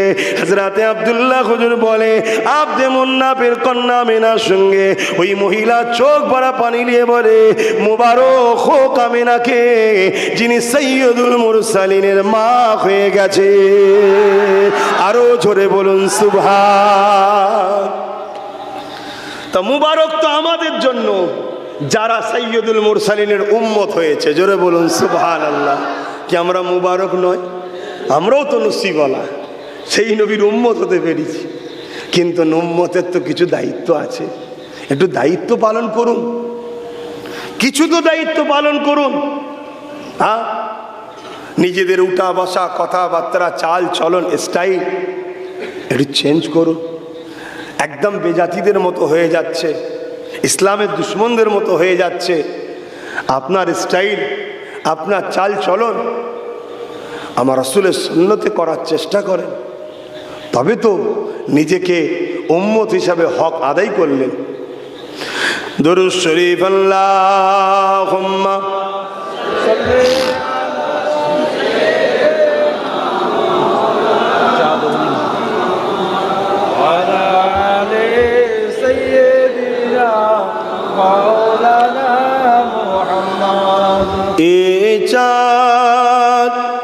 रबीउल अव्वल का चमकाता है, चमकाएगा ये चाँद। रबीउल अव्वल का चमकाता है, चमकाएगा। ईमान अकीदत का जलवा दिखलाता है, दिखलाएगा ये चाँद। रबीउल अव्वल का चमकाता है, चमकाएगा। दीवाना नबी का दुश्मन से टकराता है, टकराएगा। যারা নবীর দিবানা হবে তারা নবীর দুশ্মনের সঙ্গে সব সময় টকরেছে, মোকাবেলা করেছে, আগামীতেও করবে। ঠিক না বে ঠিক গো? এটা তো নিয়ম। নবীর দুশ্মনের সঙ্গে টক্কর দেওয়া, মোকাবেলা করা, এটা আল্লাহর পছন্দ। জোরে বলুন সুবহানাল্লাহ। আল্লাহ জবাব দিয়েছিল জানেন না? আবু লাহাব আমার রসুলের, আমার নবী পাক সাল্লাল্লাহু আলাইহি ওয়াসাল্লামের পুত্র সন্তান কটা ছিল? কটা হয়েছিল বলেন? বাবা এরম পাপা লড়াওনি, বাবা আদবের সঙ্গে বসো। আমার নবী পাক সাল্লাল্লাহু আলাইহি ওয়াসাল্লামের পুত্র সন্তান কটা ছিল বলবেন তো? 3টে পুত্র সন্তান ছিল। কটা? 3টে। আর কন্যা 4টে। মনে রাখেন, আপনার নবীর ঘরের খবর রাখবেন না? হ্যাঁ, এ তো মডেল আপনাদের জন্য। হুজুর তো আপনাদের মডেল। পৃথিবীর সবাইকে ভুলে গেলে কোনো অসুবিধে নেই, আমাকে ভুলে গেলেও কোনো অসুবিধে নেই, কিন্তু রসুল ভুলে গেলে তো কবরেই ধরা পড়ে যাবে। যেটা জানতে হবে। অনেক হয়তো ধারণা হবে নবী ছেলে বলে জেনে কি করবে, আরে মহব্বত আলা মহব্বতের জিনিস যিনি, তিনার সব বিষয়টা আমাদেরকে জেনে রাখতে হবে। তিনার তারিখ, তিনার জীবনী সবটাই আমাদের জন্য মডেল। জোরে বলুন সুবহানাল্লাহ। হুজুরের 4টে কন্যা সন্তান ছিল, 3টে পুত্র সন্তান ছিল। আল্লাহর হুকুম, 3টে পুত্র সন্তান শিশুবেলায় ছোটোবেলাতেই আল্লাহর ডাকে আল্লাহর জান্নাতে চলে গেছে। জোরে বলুন সুবহানাল্লাহ। এর পিছনে অন্য রহস্য, অন্য ইতিহাস আছে। এর পিছনে এইদিকে একটু সরে যাও, ওখানে দুজন জায়গা হয়ে যাবে।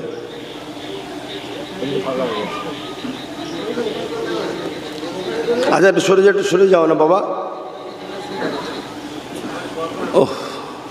এর পিছনে অন্য ইতিহাস, অন্য রহস্য আছে।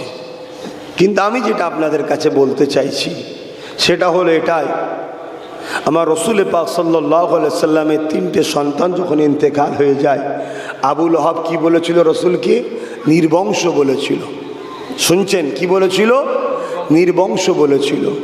আমার নবী বড় কষ্ট পেয়েছিলেন, কিন্তু আল্লাহ তার জবাব দিয়েছিল, ইন্না আতাইনাকাল কাউসার, হাবিব আমি আপনাকে কাউসার দান করেছি। জোরে বলুন সুবহানাল্লাহ। ফাসাল্লি লিরাব্বিকা ওয়ানহার, আপনি নামাজ সালাত, রাতের আয়াতে আপনি নামাজ সালাত আদায় করুন। ইন্না শানিয়াকা হুয়াল আবতার, নির্বংশ তো তারা যারা আপনাকে নির্বংশ বলেছে। তাম পৃথিবী ঘুরে দেখো, আবু লাহাবের একটা সন্তানকেও দেখাতে পারবে যেটা আবু লাহাবের বংশের ছেলে? একটা কেউ দেখাতে পারবে? কিন্তু তাম পৃথিবী ঘুরে দেখো, হাজারো নয় লাখো লাখো আলে রসুল, আওলাদে রসুল পৃথিবীর বুকে রয়েছে। জোরে বলুন সুবহানাল্লাহ। তাহলে আল্লাহ পছন্দ করে, বা আল্লাহ সুন্নত হলো নবীর দুশ্মনদের ঘরে জবাব দিবা। তাহলে আমরা নবীর দুশ্মনদের জবাব দেবো না? এটা আল্লাহ পছন্দ করবে। दीवाना नबी का झंडा लहराता है लहराएगा, ए चाँद रबीउल अव्वल का चमकाता है चमकाएगा।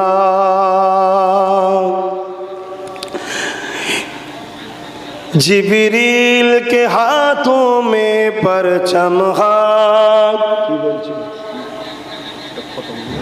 एक परचम अर्श के ऊपर है, एक काबा पर एक अक्सा पर, एक परचम अर्श के ऊपर है, एक काबा पर एक अक्सा पर, जिब्रील के हाथों में परचम लहराता है लहराएगा।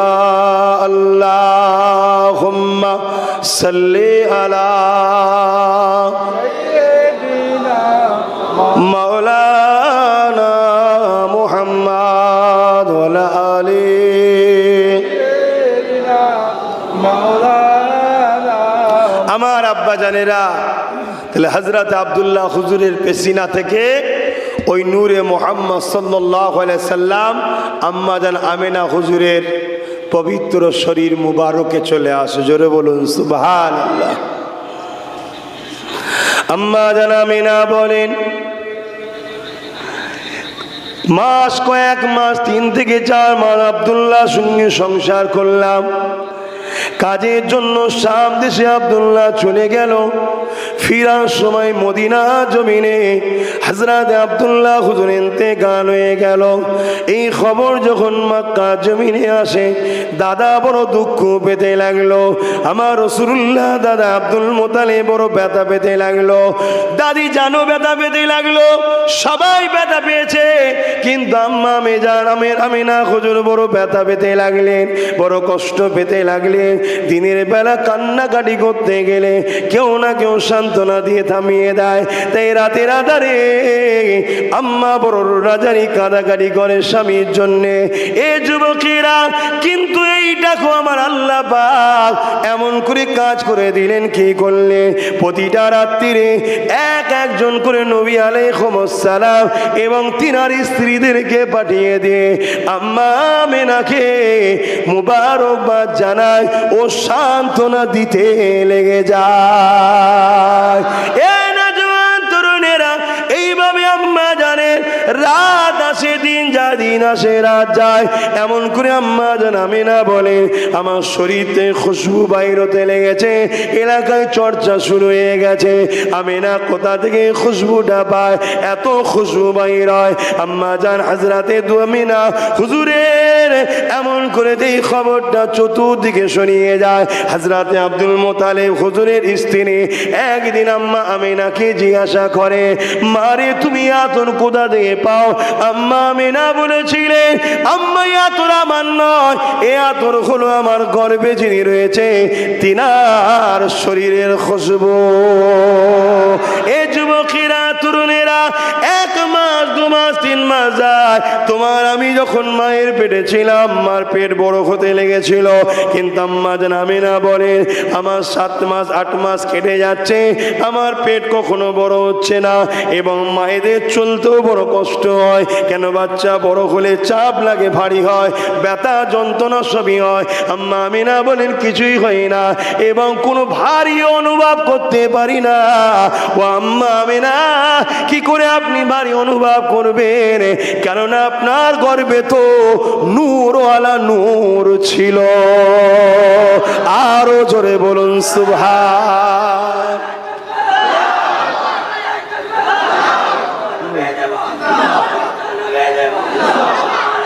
আল্লাহ এইভাবে আমার হুজুর পাক সাল্লাল্লাহু আলাইহি সাল্লামের খুশিতে দিন রাত কাটছে। আম্মা জানের সময় হয়ে গেছে দুনিয়ায় আসার।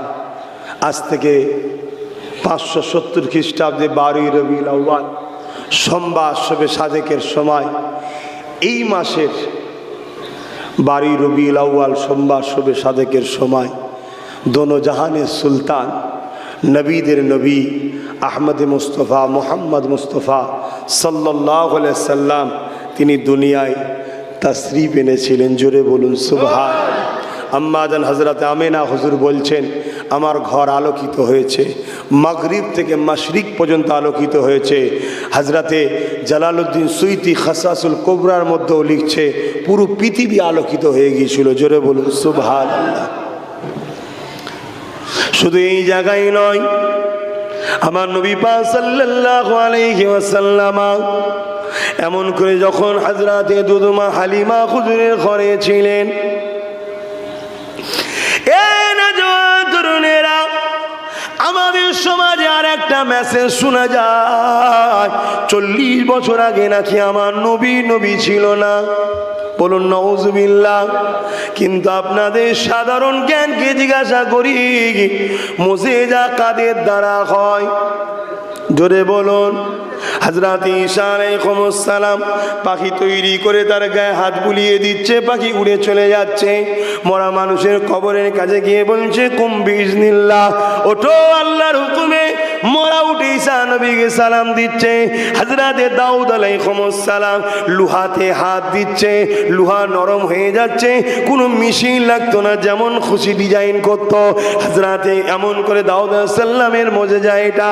এইভাবে এক একটা সময় এক একটা নবী আলাইহিস সালামকে আল্লাহ মুজিজা দিয়েছে। কেননা মুজিজা দ্বারা মানুষকে নবীরা আজিজ করবে। যেমন মুসা আলাইহিস সালামকে আল্লাহ একটা লাঠি দিয়েছিলেন, ওই লাঠিটা ছেড়ে দিলে সাপ হয়ে যেত, ওই লাঠিটা পাথরে আঘাত দিলে পানির ঝর্ণা 12টা বেরিয়েছিল। এই যুবকেরা, মুজিজা নবীদের দ্বারা হয় আমার নবী পাক সাল্লাল্লাহু আলাইহি ওয়াসাল্লাম যখন দুনিয়া জমিনে আসলেন, হযরত আব্দুল্লাহ হুজুর একদিন এলাকার মানুষকে নিয়ে ওয়াজ করতে লেগেছে, নবীর মিলাদ করতে লেগেছে। আল্লাহ নবী ওখানে পৌঁছালেন, হযরত আব্বাস রাদিয়াল্লাহু তাআলা রাসূলুল্লাহকে সাথে আলোচনা করতে লেগেছে এলাকার মানুষেরা। এটা ঘরের কথা তোমাদেরকে বলি, আমি আব্বাস আমার শিশু নবীকে ছোটবেলা থেকে দেখে আসছে। আল্লাহ নবী একদিন খোলা আকাশের নিচে রয়েছে, শুয়ে রয়েছে, চৌদ্দবী চাঁদ এমন করে পূর্ণিমার চাঁদ উঠেছে। আমার রাসূলুল্লাহ ওই চাঁদের দিকে উংলি ইশারা করে যখন ডান দিকে বলে ডান দিকে যায়, যখন উংলিটা বাঁদিকে ইশারা করে বাঁদিকে যায়। আমি আব্বাস আমার মনে হয় ওই চাঁদ যেন আল্লাহ আমার নবীর জন্য খেলনা বানিয়ে দিয়েছে। আরো জোরে বলুন সুবহান। এটা কি মুজিজা নয়? নবীদের দ্বারা যে অলৌকিক ঘটনা ঘটে ওটাই তো মুজিজা। কখনো চাঁদ কেউ সরাতে পারবে? চাঁদ তো দূরের কথা, কেউ যদি মনে করে যে আঙুলের ইচ্ছাতে একটা টেবিলকে সরাবে, পারবে? তাহলে নবী তখন শুয়ে আছে, শিশু বয়সে মুজিজা ঘটছে, তাহলে নবী তখন নবী না নবী নয়? তখনও নবী। তাহলে নবী আসাতে আমরা খুশি না বেজার? আচ্ছা, কেঁদেছিল কি আমার রাসূল আসাতে? ইবলিস শয়তান কেঁদেছিল, জানেন না ইতিহাস? তারিখ খুলে দেখুন, ইবলিস কেঁদেছিল। কেন? ইবলিস জানছে এমন একজন আসছে যা তৈরি করলাম 500 বছরের অন্যায় সাম্রাজ্য সব মিটে গিয়ে মানুষ আল্লাহর সঙ্গে জুড়ে যাবে। জোরে বলুন সুবহানাল্লাহ। অর্থাৎ আল্লাহ সঙ্গে বান্দা আর খালেকের সঙ্গে সম্পর্ক জুড়ার জন্যই তো মোহাম্মদ রসুল এসেছে। জোরে বলুন সুবহানাল্লাহ। আল্লাহর থেকে নেয়, বান্দাকে দেয়, বান্দার যা বলার রসুলকে বলে, রসুল আল্লাহর কাছে পৌঁছে দেয়। আপনি বলবেন আল্লাহ কি তাহলে শুনতে পাই না? না, এটা হচ্ছে সিস্টেম। সিস্টেম কথা বুঝে আসছে। এই যে হুজুরের দরবারে ফারিস্তা রাখা আছে, সালাম দিলে হুজুরকে শোনায়, হুজুর কি শুনতে পায় না? এটা হচ্ছে দরবারের আদব। আল্লাহ পাকের দুজন ফারিস্তা রাখা আছে, যে যা বলে তামান্না দুয়া টোয়া সব ফারিস্তা আল্লাহর দরবারে সেগুলো পেশ করা হয়। এটা আমরা দুনিয়া জমিনও অনেক সময় দেখেছি, বাদশার দরবারে বলা হয় অমুক এই জিনিস পেশ করেছে, এটা বাদশার দরবারে আদব। তাহলে দোনো জাহানের বাদশাহ যিনি, তিনার দরবারের আদবের জন্য গোলামি করতে আল্লাহ ফারিস্তাকে রেখেছে। জোরে বলুন সুবহানাল্লাহ। সকাল সন্ধ্যা যারাই দরুদ পড়ে তাদের নাম ধরে হুজুরকে বলা হয়, হুজুর আপনার অমুক গোলামের বেটা অমুক গোলাম আপনার উপরে এতবার দরুদ পড়েছে। জোরে বলুন সুবহানাল্লাহ। এটা দরবারের আদব। কথা বুঝে আসছে তো? যাক, আমি ওদিকে যাচ্ছি না। আমি যেটা বলতে চাইছিলাম সেটা হলো এটা। কি কথা বলছিলাম বলবেন তো? কি কথা বলছিলাম? হ্যাঁ, আপনাদের কি খিদে পেয়েছে? হ্যাঁ, আমার রাসূল পাক সাল্লাল্লাহু আলাইহি সাল্লাম উংলি দিয়ে চাঁদ সরাচ্ছে। এ নওজোয়ান তরুণেরা, এ নবী পাকের প্রেমিকেরা, শুধু এটা একবার নয়, আল্লাহ নবী দুধমা হালিমা ঘরে যখন আমার রাসূলুল্লাহ গিয়েছিলেন, হযরত সুয়াইবা তিনি বলতে লেগেছে, আমি আমার শিশু নবী মুহাম্মদ রাসূলকে করে নিয়ে এক পূর্ণিমা চাঁদের রাত্রে বাইরে বেরোলাম। রাসূলুল্লাহকে কোলে নিয়ে বসে রয়েছে শিশু নবী আমার কোল থেকে নিয়ে আগুনের ইশারা করতে লেগেছে আর মুচকে মুচকে আসতে লেগেছে। কিসের জন্য মুহাম্মদ রাসূল হাসে? আমি আসমানের দিকে মুখটা তুলে দেখলাম, আহারে রাসূল আমার উংলির ইশারা যেদিকে খেলায় চাঁদও সেদিকে আলে, যেদিকে হিলায় চাঁদ সেদিকে হেলে। এক কথায় আমার রাসূলকে চাঁদ খুশি করার জন্য খেলনা হয়ে নাচতে লেগেছে।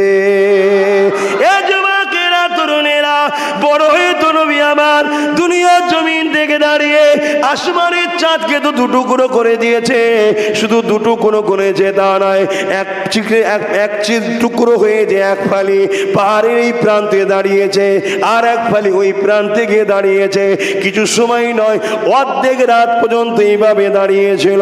এই যুবকেরা শুনে রেখে দাও, ওই যে আকাশের চাঁদ দেখছো ওটাও তো রাসূলুল্লাহ নূর থেকেই তৈরি হয়েছে। এ যুবকেরা, তরুণেরা, বাবেরা, হিন্দুস্তানের জমিনে, কেমন করে কেরলের জমিনে এক বাদশা ছিল, চিরামান বাদশা। সে তখন গরমের সময়তে ফাঁকে বেরিয়েছিল চাঁদনি রাতে, বাইরে বেরিয়ে আনন্দ করছে, বসে আছে সাথীদের নিয়ে। আকাশের চাঁদ কাবার জমিন থেকে দুটুকরো হচ্ছে, রাসূলুল্লাহ করছে। এই দৃশ্যটা দেখে সে বড় ঘাবড়ে গিয়েছিল, কিন্তু তারিখটাকে নোট করে রেখেছিল। পরবর্তী সময় হযরতে মালিক হুজুর যখন হিন্দুস্তানের জমিনের কেরলে ব্যবসা করতে আসে, ওই কেরলের রাজা জিজ্ঞাসা করেছিল, এ মালিক রে, এরকম ঘটনা ঘটেছিল। হযরতে মালিক বলেছিলেন, ওটা আমাদের নবী নূহ নবী, আল্লাহর বন্ধু, এমন করে জমিনে দাঁড়িয়ে আকাশে চাঁদকে দুটুকরো করেছিল। এই কথা শুনে রাজা দেরি করেনি, সঙ্গে সঙ্গে রেডি হয়ে যে মক্কার জমিনে চলে যায়, ইমানের কলেমা পড়ে নেয়। বাড়িতে ফিরার সময় রাস্তায় আল্লাহ হাওয়ালে চলে যায়, অর্থাৎ ছিল সে কাফের। রাসূলুল্লাহর মুজিজা দেখে ভারতের জমিন থেকে আজিজ হয়ে গেল, ইমানের কলেমা পড়ে আল্লাহর জান্নাতি মানুষ হয়ে চলে গেল।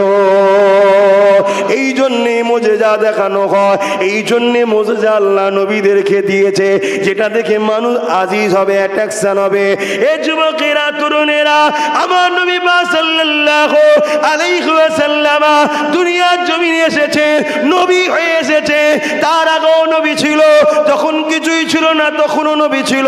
তাই তো নবী যখন দুধমা হালিমার উটনিতে উঠলো, উটনি তখন শক্তিশালী হয়ে গেল, এটাও তো মুজিজা। যখন হালিমার ঘরে গেল, কুয়াতে পানি ছিল না, পানি পরিপূর্ণ হয়ে গেল, এটাও তো মুজিজা।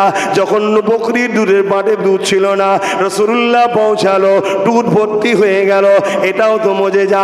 এ যুবকেরা, তরুণেরা, তার আগে রাসূল যখন আম্মা আমিনা করেছিল, গর্ভে ছিল, পেটে ছিল, পাক শরীরে ছিল, আম্মা আমিনা যখন কুয়ার কাছে যায়, ওই কুয়া থেকে সালাম আসতে লেগেছে, দেখছে পানি ভূমিকম্প ওই সময় যেমন ফলে, কুয়া থেকে ফুলে ফুলে কানা এসে যায়, আর বলতে লেগেছে, আমিনা রে, আসার কি দরকার ছিল, ডাকটা দিলেই তো ঘরে পৌঁছে যেতাম, কেননা তোমার গর্ভে যিনি রয়েছে তিনি তো আমাদেরও নবী। আরো জোরে বলুন সুবহান আল্লাহ। ইয়া রাসূলুল্লাহ, ইয়া রাসূলুল্লাহ, আল্লাহ সেই নবীকে ভালোবাসেন, পিয়ার করেন। বিশ্বজুড়ে চক্রান্ত চলছে আমাদের ঘরে নবীর প্রেম ও আদব থেকে বিচ্ছিন্ন করার। নবীর প্রেম ও আদব আমাদের জন্য চলার পথের, যেমন অন্ধকারে চলা যায় না, রসুল ছাড়া দুনিয়া আখেরাতেও কোনো কামিয়াবি নাই। আর এটাই প্ল্যান চলছে। তাই কখনো মিলাদুল নবী করলে বিরোধী, কখনো রসুলের নূরলে বিরোধী, হায়াতুল নবীলে বিরোধী, শাফাআতুল নবীলে বিরোধী, মেরাজুল নবীলে বিরোধী, একটার পর একটা ফিতনা হয়েই যাচ্ছে। তাই আপনাদের বলবো, মজবুত হন, মজবুত হন, মজবুত হন। গ্রামের দুটো মানুষ বিগড়ে গেলে এই পুরো গ্রাম অশান্তি হবে, এটা তো উচিত নয়। অতএব এই পুরো গ্রাম যেমন মুজাদ্দেদ জামান দাদা হুজুরের ওপরে কায়েম মাকাম আছে, এর ওপরে মজবুত থাকেন, মজবুত থাকেন।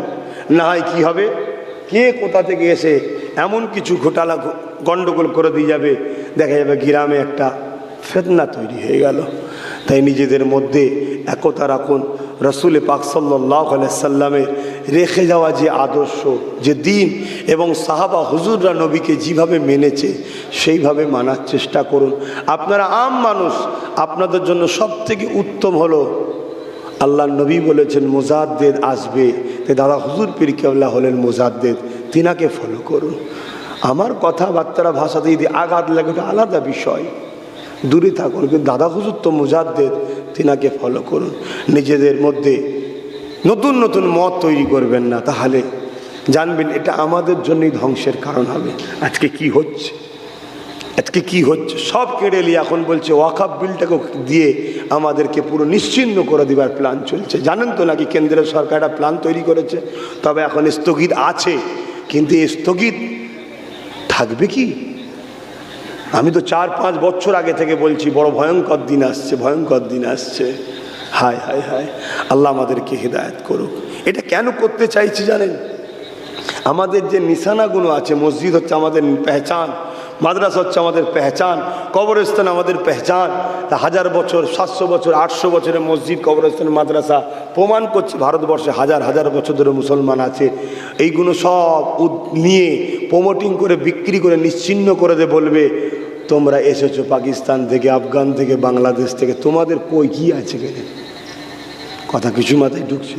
আপনি বলবেন এটা কি কখনো হয়? শোনেন, আমাদের গাফলুতিতে সব করাই সম্ভব। আমরা যে গাফিল হয়ে গেছি এতে সব করাই সম্ভব। তে আসুন, আমার রসুল পাক সাল্লাল্লাহু আলাইহি সাল্লাম তিনি আমাদের জন্য ঈমান, আর ঈমান ছাড়া কখনো আমরা চলতে পারি না। তাই যত যে বেশি রসুলকে ভালোবাসবে, আদব করবে, তার ঈমান তত পাকা পুক্ত শক্তিশালী হবে। জোরে বলুন সুবহানাল্লাহ। তা রসুলকে ভালোবাসেন। ভালোবাসার একটা ছোট্ট নমুনা হলো প্রতি বছরে আমরা রসুলের মিলাদুন্নবী করি। জোরে বলুন সুবহানাল্লাহ। অনেকে বলে আরে কবে একবার এসেছে, প্রতি বছরে করার কি দরকার? আমি একটাই মেসেজ দেব, ঈসা নবী এই মুজিজা দেখে মানুষ ঈসা নবীকে খুদার বেটা বলেছে না বলেনি? হযরত নবী উজাইর আলাইহিস সালাম 100 বছর পর ঘুম থেকে আবার জীবিত আল্লাহ তাকে তৈরি করেছেন। এটা দেখে ইহুদিরা উজাইর নবীকে খোদার বেটা বলে মেনেছে না মানেনি? তা নবী মুহাম্মদ আরবি সাল্লাল্লাহু আলাইহি সাল্লাম তো সমস্ত নবীদেরও নবী, সমস্ত নবীর যা মুজিজা আছে সব মুজিজাই তো আমার রাসূলুল্লাহ ঝুলি থেকে পেয়েছে। জোরে বলুন সুবহানাল্লাহ। আরে নবী আলাইহিস সালামরা নবুয়াতও পেয়েছে, মোহাম্মদ রসুলের ঝুলি থেকে পেয়েছে। জোরে বলুন সুবহানাল্লাহ। আমার নবীকে মারকাজ করেছে আল্লাহ, নবুয়াতের মারকাজ, এখান থেকে সব বন্টন হয়েছে। তাহলে সেই নবী যখন হযরতে জাবের হুজুরের বাড়িতে গিয়ে দুটো বাচ্চা ছেলে শুয়েছিল, জানেন তো নাকি? এক বাচ্চা বাপ বকরি জবাই করে, সব জানেন তো, অত বেশি খুলে বলছি না। হাত ধরে বলবে চলো দস্তখানে চলো, মেহমান অনেকক্ষণ বসে আছি। দুটো বাচ্চা গা ঝেড়ে উঠে পড়লো, মরা বাচ্চা, জবাই হওয়া বাচ্চা উঠে পড়লো। শুধু উঠেছে তা নয়, জন হয়েছে, বিয়ে হয়েছে, সন্তান হয়েছে। তারপরে সূর্য তুলছে, চাঁদ দুটুকরো করছে। এগুলো দেখলে দুনিয়ার মানুষ তো রসুলকে খোদা জানতে পারে। তাই মিলাদ করে আমরা প্রমাণ করে দিচ্ছি রসুল খোদা নয়। কেন খোদার মিলাদ হয় না? কেন খোদা হলো লাম ইয়ালিদ ওয়ালাম ইউলাদ, তিনি কারো থেকে জন্ম নয়, তিনার থেকেও কেউ জন্ম নয়। তাই খোদার মিলাদ নাই, মিলাদ মানুষের হয়। তাই হুজুর পাক সাল্লাল্লাহু আলাইহি সাল্লাম বেশক আল্লাহর বন্ধু, নূর আলা মানুষ, তাই তিনার মিলাদুন নবী হচ্ছে। জোরে বলুন সুবহানাল্লাহ। বোঝাতে পারছি? আর না হয়তো সমাজ আস্তে আস্তে গুমরার দিকে চলে যাবে, কিন্তু এরও বিরোধী একদল মানুষ করে বেড়াচ্ছে। যাক, আল্লাহ আমাদেরকে হিদায়েত করেন, সঠিক পথে চলার তৌফিক দান করে। বলুন আল্লাহুম্মা আমিন। প্রতি বছরে আমার ভাইয়েরা, বাপেরা, মায়েরা রসুল পাক সাল্লাল্লাহু আলাইহি সাল্লামের এই যে রবিউল আউয়ালের চাঁদের 12 তারিখে এই যে মিলাদের মাহফিলটা করছেন, আল্লাহ এই মাহফিলের বরকতে আমার ভাইদের জীবনের গুনাহ এবং এই গ্রামের ওপরে বালা মুসিবত থেকে আল্লাহ এই গ্রামকে হিফাজত করে। বোন আল্লাহুম্মা আমিন। এবং পাশেই গোরস্থান কবরবাসীদের কবরের আযাবকে আল্লাহ মাফ করে। বোন আল্লাহুম্মা আমিন। আসেন সেই দয়ান নবীর ওপরে একটু সালাত ও সালাম। হে নবী সালাম।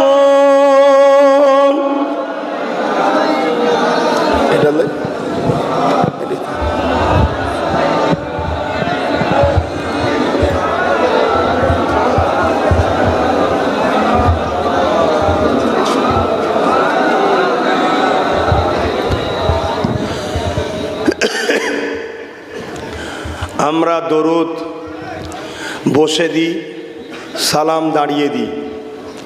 কেন? দরুদের স্বভাব হয়, সালামের জবাব পাওয়া যায়। তো হুজুরের জবাব আমরা আদবের সাথে নিতে চাই, ঠিক তো নাকি? কেন আল্লাহ কোরআনে দরুদের বেলায় বলেছেন শুধু সাল্লু পড়ো, আর সালামের বেলায় বলেছে অসাল্লিমু তসলিমা, তসলিমাটা বাড়তি বলেছে, অর্থাৎ সব থেকে উত্তমভাবে দিবার মতো করে সালাম দাও। জোরে বলুন সুবহানাল্লাহ। তাই কোনো দিক দিয়ে আমরা বাদ রাখতে চাইছি না, তাই আদবের সাথে দেব। আদবের থেকে মধ্যে সব থেকে উত্তম আদব হলো দাঁড়ানো। তাই হুজুরকে সালাম দেবেন, হুজুর জবাব দেবে, এই ঈমান আছে তো নাকি? কেন সালাম দিয়া সুন্নাত, জবাব দেওয়া ওয়াজিব, অতএব হুজুর জবাব দেবে। তো এই জবাবটা একটু আদবের সাথে ভক্তি ভরা ভালোবাসায় নেব। তাই হাত বেঁধে আদবের সঙ্গে দাঁড়ান। ইয়া নবী সালামুন, ইয়া রাসূল ইয়া হাবিব সালাওয়াত ইয়া নবী মদিনা হতে সব কিছু পারে ইন্দেখিতে, মোদের লাশ কবরে এ রাখিলে লইবেন আপন করে। নবী সালামুন, ইয়া রাসূল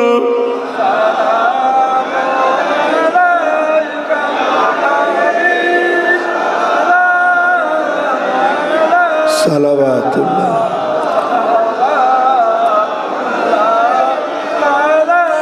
পড়িল আল্লাহ আরো বাণী, পোহালো দুঃখে এর রজনী, হইল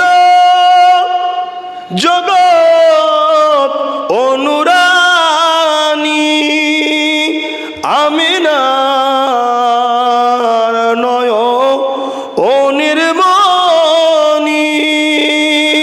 নবী সালামুন, ইয়া রাসূল ইয়া হাবিব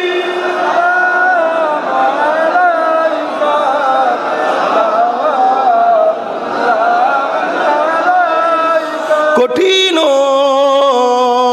হাসরের দিনে কি আছে মোদে এ কপালে, গুনাহগার উম্মাহ আত আপনার লইবেন সঙ্গে এ মাহশরে। নবী সালামুন, ইয়া রাসূল ইয়া হাবিব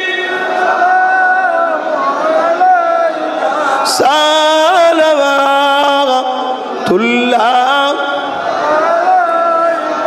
বলগল উলা বিকমালিহি কসবত দুজা বিজমালিহি, حسنت جميع صالح صلوا عليه وآله اللهم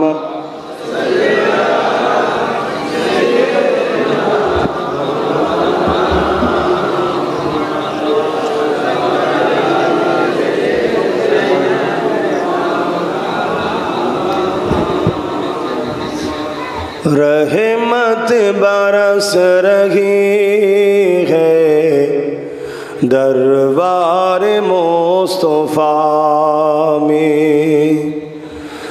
रहमत बरस रही है दरबार मुस्तफा में, बिन मांगे मिल रहा है दरबार मुस्तफा में। रहमत बरस रही है दरबार मुस्तफा में। उन पर दुरूद हरदम, उन पर सलाम हरदम, उन पर दुरूद हरदम, उन पर सलाम हरदम, हर एक पर रहा है दरबार मुस्तफा में, हर एक पर रहा है दरबार मुस्तफा में। रहमत बरस रहा है दरबार मुस्तफा में। आंसू जो बह रहे हैं सब हाल कह रहे हैं, आंसू जो बह रहे हैं सब हाल कह रहे हैं, लब कौन खोलता है दरबार मुस्तफा में, लब कौन खोलता है दरबार मुस्तफा में। बिन मांगे मिल रहा है दरबार मुस्तफा में। रहमत बरस रहा है दरबार मुस्तफा में। सीने पे हाथ रख के मैं दिल को ढूंढता हूँ, सीने पे हाथ रख के मैं दिल को ढूंढता हूँ, दिल मुझको ढूंढता है दरबार मुस्तफा में, दिल मुझको ढूंढता है दरबार मुस्तफा में। रहमत बरस रहा है दरबार मुस्तफा में। अल्लाहुम्मा सल्ली अला सय्यिदिना मौलाना मुहम्मद व अला आलि सय्यिदिना